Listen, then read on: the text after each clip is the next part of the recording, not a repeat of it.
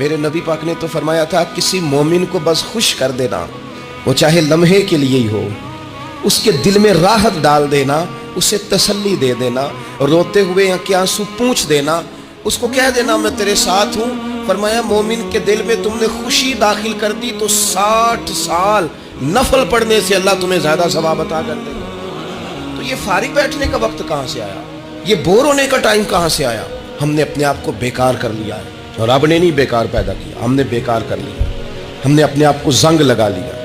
हजरत सादी शराजी के पास एक शख्स ने बैठ के अपने दोस्तों की गलतियां गिनवानी शुरू कर दी, उनमें ये भी गलती है, ये भी गलती है, ये भी गलती है, ये भी गलती है, ये भी गलती है। तो हजरत सादी हंस पड़े, फरमाने लगे, और याद रख तेरे सज्जन बड़े ही बुरे हैं, और पानी बड़ा भी गंदा हो ना तो आग बुझाने के काम फिर भी आ जाया करता है। तो कोई तो खूबी उनमें तलाश कर लेना, पानी बड़ा भी गंदा हो तो आग तो बुझाता है कि नहीं।